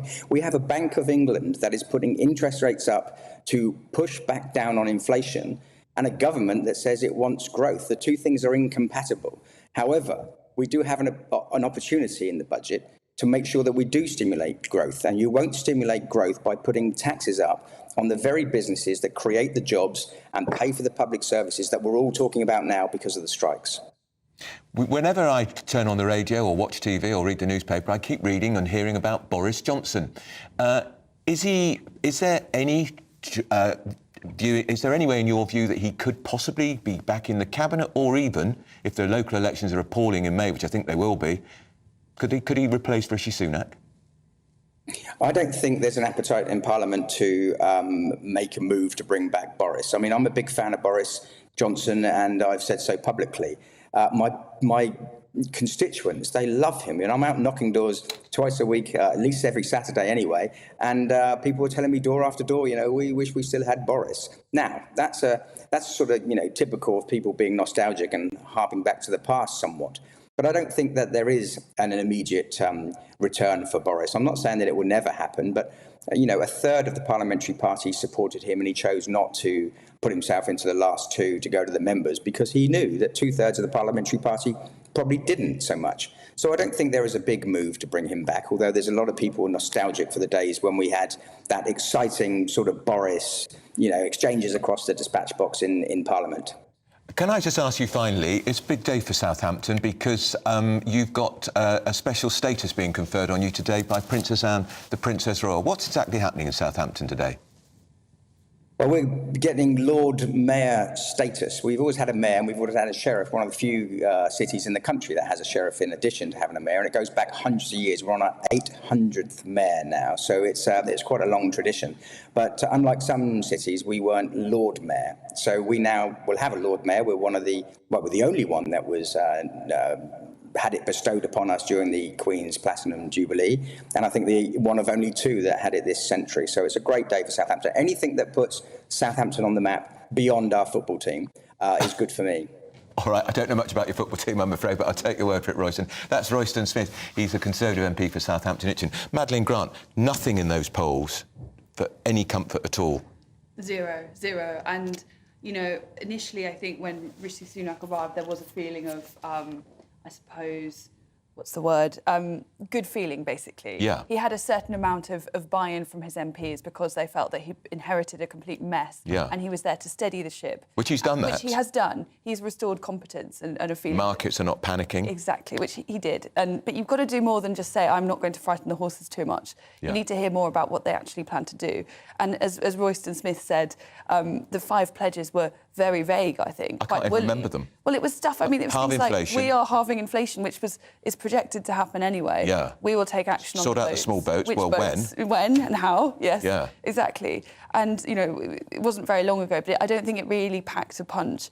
And, of course, there's been all the headlines about Tory sleaze. So I think perhaps these are of particular nadir in where they are because it's coming off the back Then they have to be careful of the sleaze, because I can remember the dying days of John Major's government. I was on the Times then. Every week there was another row about a Tory MP bonking or involved in some controversy, resigning, ministers resigning. Yeah. And it was Major's fault in a way, because he'd launched a campaign called Back to Basics, which turned into... so they were taking this moral high ground, the Tories, and then we applied the Back to Basics moral high ground to the conduct of some of his MPs, and they were found wanting. Of course, it does. And is history repeating itself? It does have that slightly sort of fin de siècle feel for the Conservatives, and in private you will sometimes hear MPs saying things like, maybe a spell in opposition is what we need. There's an awful lot of briefing going on that is not at all helpful. Things don't feel collegiate. I wouldn't say that the mood in the party has quite got to the point of, let's get rid of Rishi Sunak, but I think the morale is extremely low at the moment. And I think there were many who would have hoped that maybe you're not going to reverse those polls overnight, but there would at least be a general uptick, however gradual. But that really hasn't happened in the 100 days since Rishi Sunak became Prime Minister. Yeah, it's not a great 100 days, is it? That's Madeline Grant. She's staying with me right up until 2 o'clock. She's a columnist on The Telegraph, and she also writes a very, very wicked parliamentary sketch. Now, we're turning to strikes. Guess what? The train drivers striking today. They only earn around £60,000 a year. They're operating across a host of the country.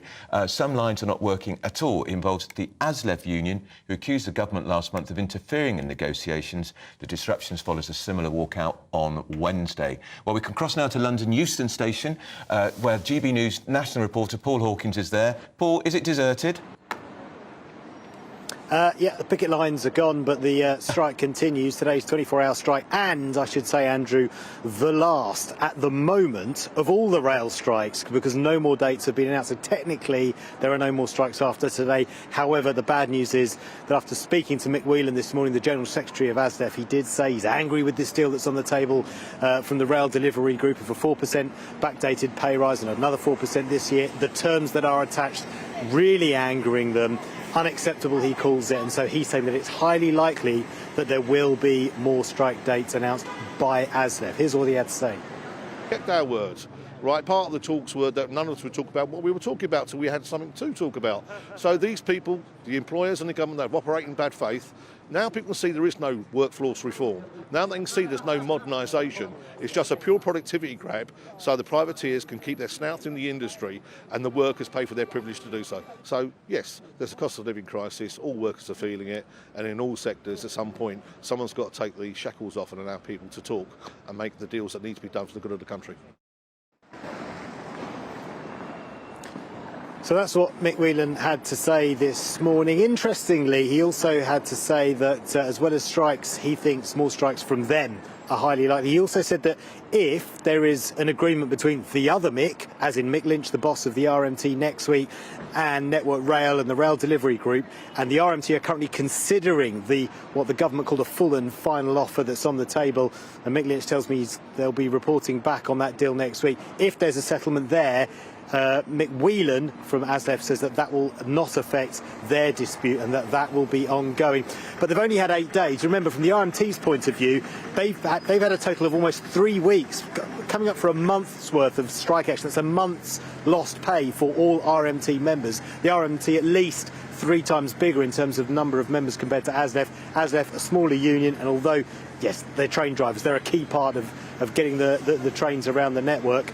They earn, as you say, £60,000 a year. The Rail Delivery Group say their offer would put it up to £65,000, and this is 8 days of pay loss so far, so perhaps they can afford to go on strike more. Well, that's very interesting. That's GB News national reporter Paul Hawkins at Euston Station. Madeline Grant, I don't think the train drivers have got much sympathy at all. 60,000 if they're with overtime, some of them on 75,000 a year. Eat your heart out if you're a nurse. Well, exactly. That's the thing. I think their mistake is to diagnose the feeling in the country as being that, people feel as warmly towards them as they do towards other groups who are striking. I just don't think that's the case. And I also think that the amount of leverage that they might have had in the past compared to today is just wildly different. In the 70s, the trains were involved with delivering energy around the country, whereas now an awful lot of people work from home who didn't used to. I'm amazed, actually, if you look at the numbers on this, it's actually quite a low number of people who regularly use a train. And often those who do tend to be more like white-collar workers who can more easily do their job remotely. So I think they do have the ability to make everything a bit more inconvenient, life a bit crummier for the people who rely on trains and so on. But I don't think they have the ability to bring the country to a halt anymore. They just make life that bit more annoying. It does have that feel of turkeys voting for Christmas, because we know after the pandemic, the volume of train use down 20%, and it's not come back. No. And regular strikes mean people will get used to not using the train even more. Exactly. Even more will work from home. Exactly, and it comes after the extraordinary levels of subsidy that were being paid by taxpayers to keep the rail services vaguely alive during the pandemic. So I don't think they have that great well of support that you might have if you're a nurse or a teacher, perhaps. And just imagine if you're running a little cafe or a shop, all the business you're going to lose because people aren't coming into major towns and cities because of the train strikes. You're listening to me, I'm Andrew Pearce, here on GB News. Madeline Grant's with me. Do stay with us, as we're going to be digesting what the latest interest rate rise means, particularly if you've got a mortgage. But first, we're going to take a short break. Here on GB News Live, we'll be keeping you in the picture, finding out what's happening across the country and finding out why it matters to you. We'll have the facts fast with our team of reporters and specialist correspondents. Wherever it's happening, we'll be there from 12 noon on TV, radio and online. GB News, the People's Channel, Britain's news channel.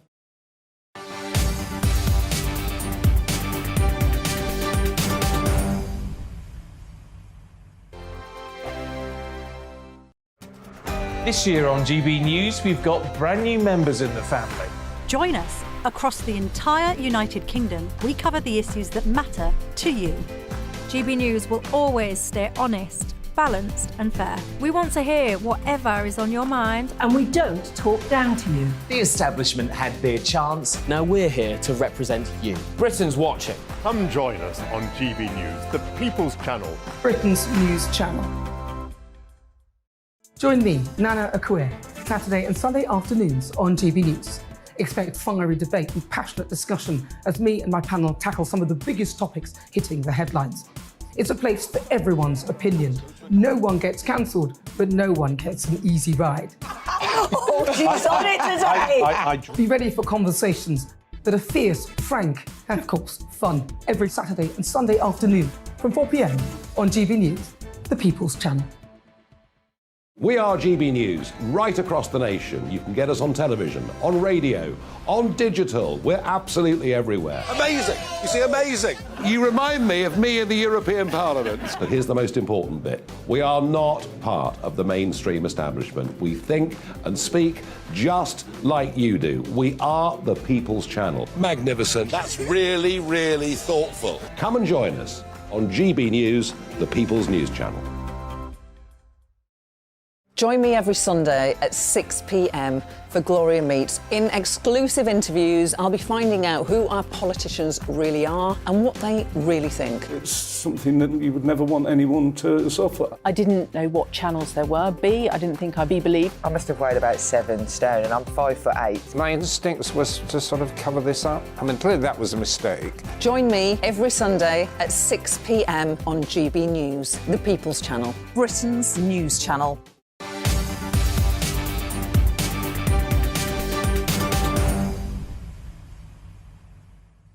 Welcome back. You're watching and listening to Andrew Pearce here on GB News. Now, the Bank of England raised its base rate yesterday from 3.5% to 4%. It's the highest in 14 years. It's all about the government's plan to cut inflation, which they hope will be halved by the end of the year. But it's going to have a knock-on effect for those with mortgages, including people who are called mortgage prisoners. This is a homeowner who's been trapped paying high interest rates since the global financial crisis of 2008. The UK Mortgage Prisoner Campaign Group is calling for more support as inflation continues to be a problem. I'm going to speak now with Rachel Neal, who's a campaigner at UK Mortgage Prisoners. Rachel, explain to me exactly what you mean by a prisoner of a mortgage. So mortgage prisoners were people that were sold on from Northern Rock when the collapse happened originally in 2008, and we were sold on to non-lending companies. So people that were effectively just collecting our payments at the end of the month. They didn't offer us any more products. They didn't offer us any way of moving from them. And because of the affordability criteria that changed, we were all trapped with these companies that the government had sold us onto. And we've been trapped there for over a decade now. Where the interest rate is now at 4%, that's a starting place where we already were. We've never been under that since all these years that everybody has, had the joy of having sort of 1% and 2%. We've never had that. So where we are now, we've had no help at all from the government or the FCA. They've just completely ignored any calls for help. But we're now at the point where we've got people that were on 4.5%, 5%, and they're now going into double digits. So they're seeing an interest rate in terms of actual money monthly. They're seeing their money go from £230 a month for their mortgage all the way up to £600-700 a month, and it's just completely unsustainable. Rachel, why can't you... People switch mortgages all the time. Why can't you switch out of this deal and go to another building society or to another bank? So when we took out our mortgages, which was pre-crash, pre-2008, we were borrowing under one type of criteria. Then when the crash happened, all the criteria changed. So we were unable to, pass that criteria to pass affordability changes. We've also, bought before the crash, and then after the crash there were things like negative equity and things like that. So there was a whole array of reasons why we've never been able to move. All right, Rachel. Well, it sounds pretty bleak. Just finally, Rachel, what is your mortgage rate currently? My mortgage rate is, I'm no longer a mortgage prisoner, but for people in our group, we've got people now at 8%, 8.4%, some are on 9%. One lady's mortgage has increased from 1,100 to 2,100 in the last year. Well, Rachel, thanks for helping that. I mean, if the government's listening, they need help. That's Rachel Neal from UK Mortgage Prisoners. You're with GB News, live with me, Andrew Pearce. Don't go anywhere, because we've got a bumper final half hour of the programme, including the latest on that extraordinary China spy balloon spotted above the United States. Why haven't they shot it down? But first, let's get the latest headlines.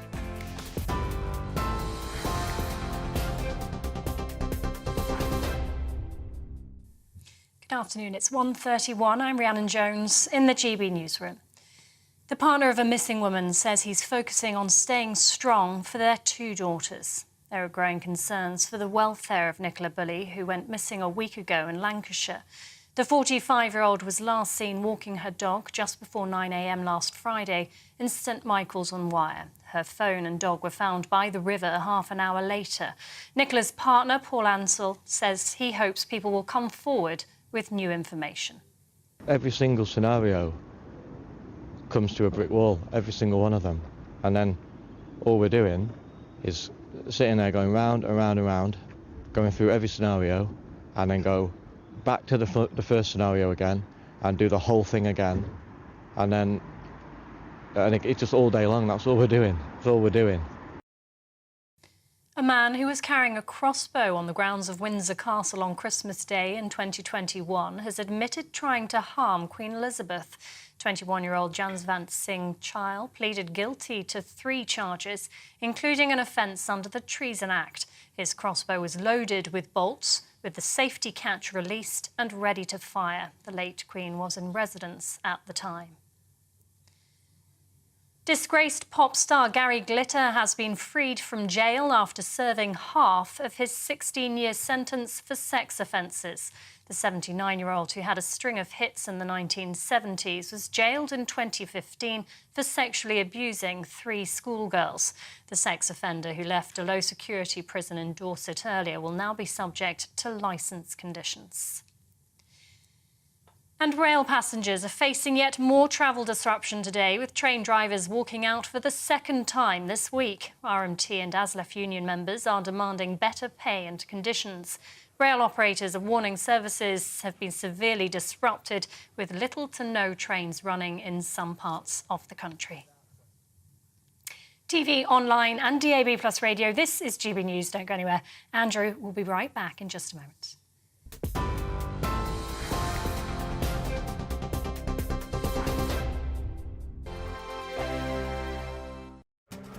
This year on GB News, we've got brand new members in the family. Join us. Across the entire United Kingdom, we cover the issues that matter to you. GB News will always stay honest, balanced and fair. We want to hear whatever is on your mind. And we don't talk down to you. The establishment had their chance. Now we're here to represent you. Britain's watching. Come join us on GB News, the People's Channel. Britain's news channel. Monday to Thursday, 9 p.m. till 11 p.m. Join me, Dan Wootton. I'll bring you the sharpest takes and hottest debates. Do you not believe in prisons? I don't believe in prisons. I'm completely stunned. I guarantee you there'll be no spin, no bias, no censorship. I actually was personally quite offended by it. And no reason to go to bed. So I guess they've always been quite woke. That's Dan Wootton tonight on TV, radio and online. Monday to Thursday from 9 p.m. till 11 p.m. on GB News. The People's Channel, Britain's news channel.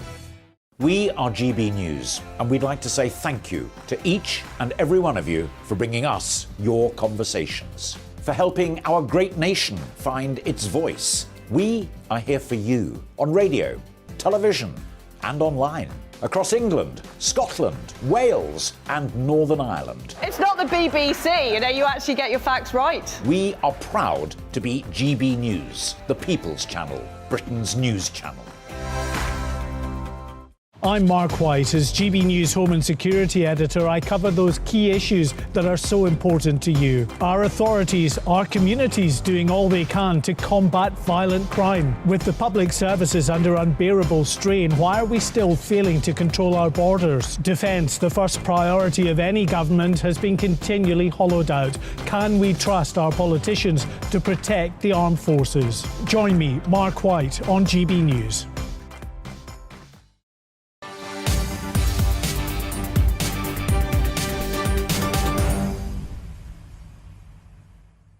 Welcome back. This is Andrew Pearce on GB News. Now, we're going to touch on that story we talked about a little earlier in the programme after a man who was carrying a loaded shotgun in the grounds of Windsor Castle on Christmas Day has admitted he was trying to harm the Queen. In fact, I think he was trying to kill her. 21-year-old Jaswant Singh Chahal pleaded guilty to 3 charges, including an offence under the rarely used Treason Act. His crossbow was loaded, the safety catch was off, and he was ready to fire. The late Queen was in residence at the time. GB News Royal reporter Cameron Walker's here. Extraordinary. Very extraordinary, yes. You managed to get into the grounds? He got into the grounds, yes, apparently using a makeshift rope ladder made of nylon, and he actually breached the perimeter 2 hours before he was arrested, according to prosecutors. But it was Christmas 2021. The Queen and members of her family were in residence celebrating Christmas at Windsor Castle. Today, Jaswant Singh Chahal, 21, pleaded guilty to 3 charges, the most serious of which was under the Treason Acts for willfully producing or having a loaded crossbow with the intent to injure or alarm Her Majesty Queen Elizabeth II. The Treason Act, it's redolent of so many things. You think of spies and espionage in the Cold War, and I was looking back, the last person to be executed for treason was Lord Haw Haw, William Joyce, who was the Nazi propagandist who was broadcasting to the nation.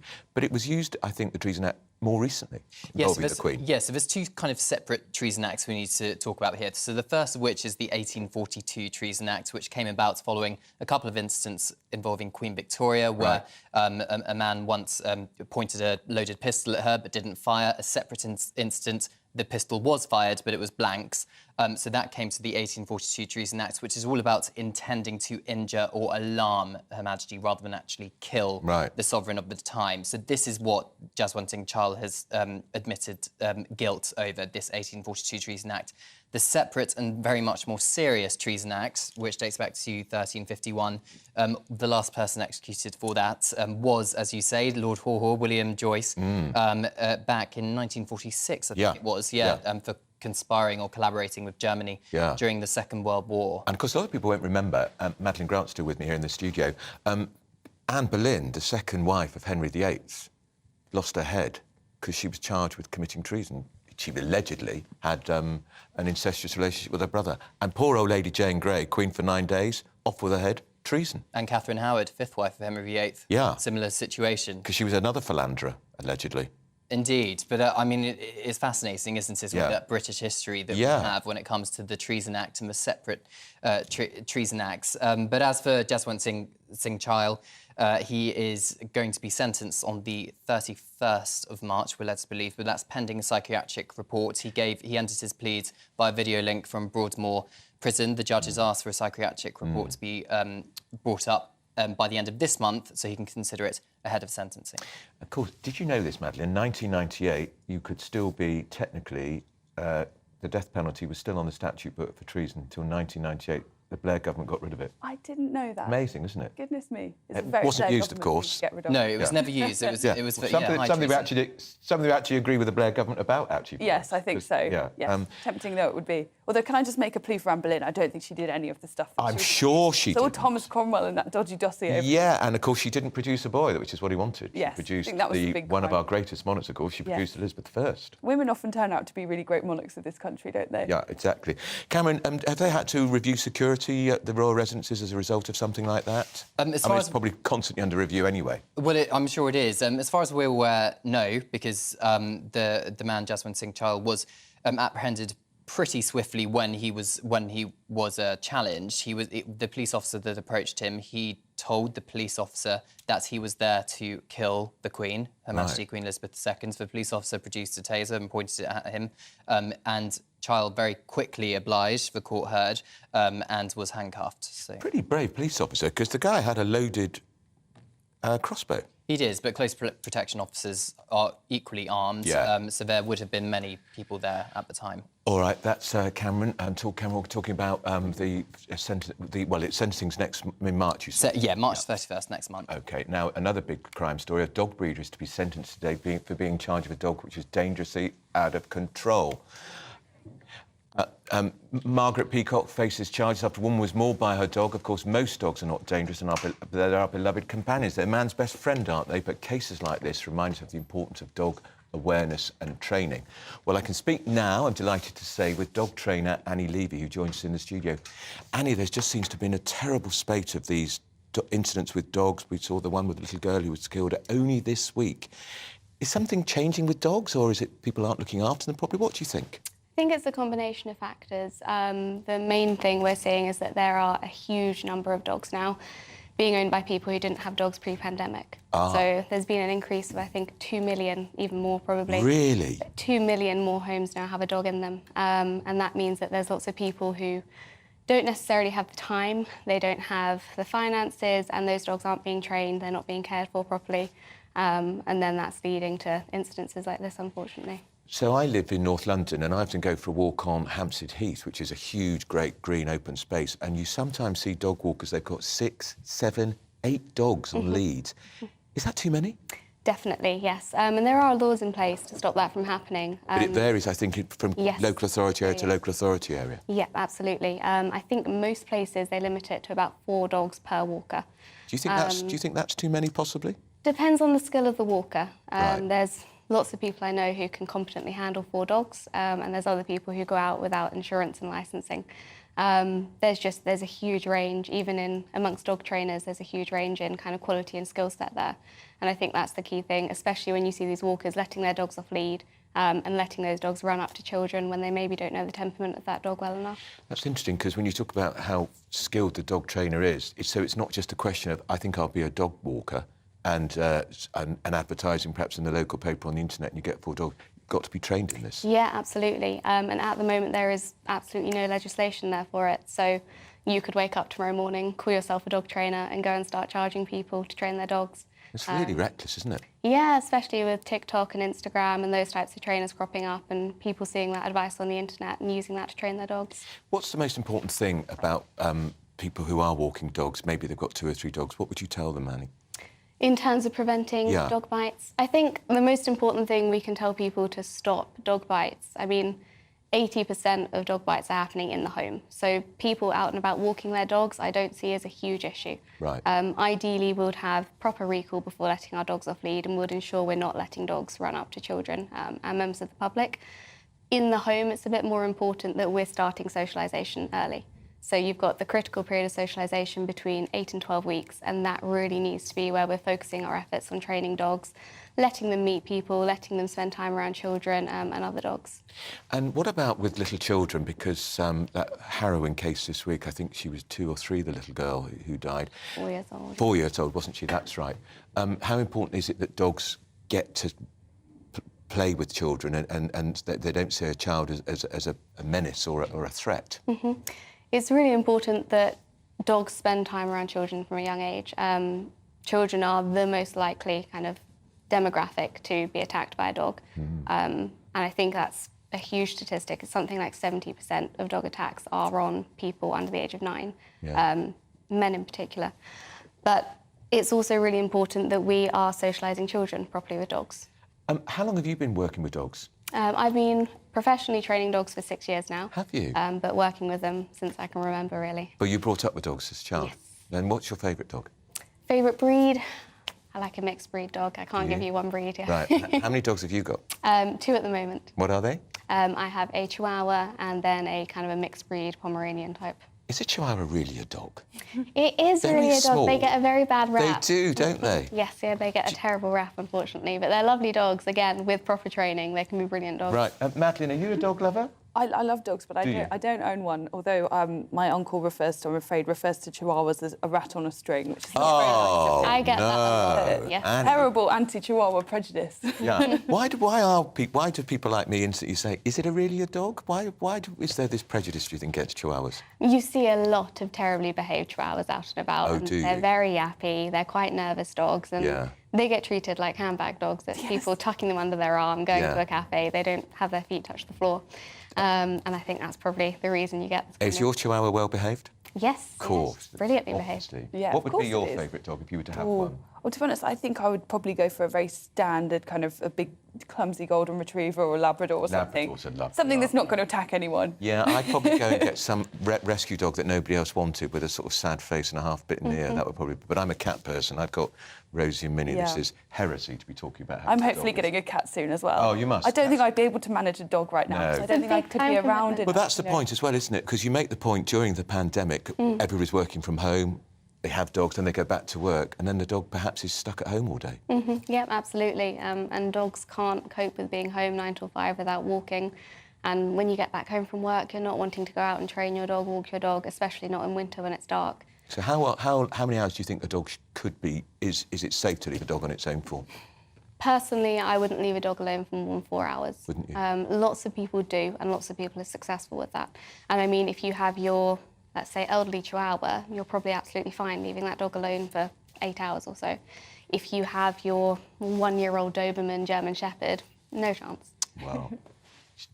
Great advertisement for dogs. Annie, thank you so much for coming. That's Annie Levy. She's been training dogs for a very long time, and if you heard her advice, you really shouldn't be working. How many dogs did you say maximum? 4?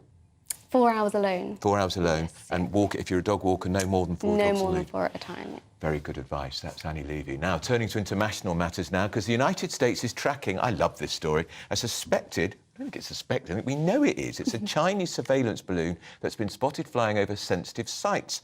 Officials have expressed confidence that the high-altitude surveillance balloon belongs to China. It's been recently seen above the northwestern US state of Montana. Beijing has provided comment warning against speculation and hype until the facts around the balloon have been verified. Well, they know if it's theirs. I'm joined now by Simon Diggins, who's a former defence attaché. Simon, why don't they just shoot the wretched thing down?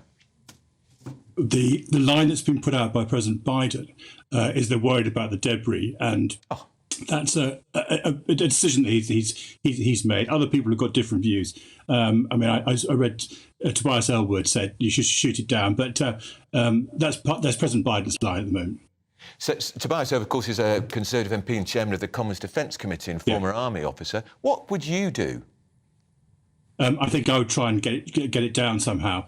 There must be quite large areas of Canada or America where it could have come down, and just really sort of call the Chinese bluff and say, look, we found you, we've caught you out. I mean, I think this is part of a wider game, which is, that we are looking at the Chinese are looking at us, but they've been caught out doing what they're doing, and I suspect the Americans at the moment are looking at options to try and bring the thing down. It's not very subtle, is it, Simon? Because it's pretty big and it's pretty obvious, and it's not going to take very long for the most powerful nation in the world to work out where this thing has come from.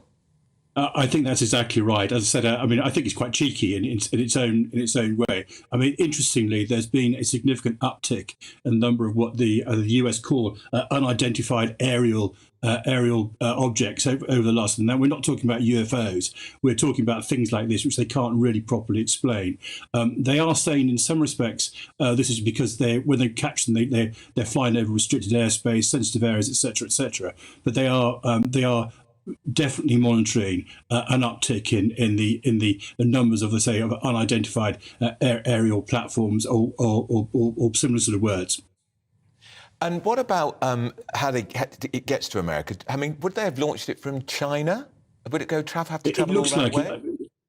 Yeah, it looks like it. I mean, they've used the high level winds. They've used the jet stream. I've seen some images which suggest that it's basically just followed the jet stream across.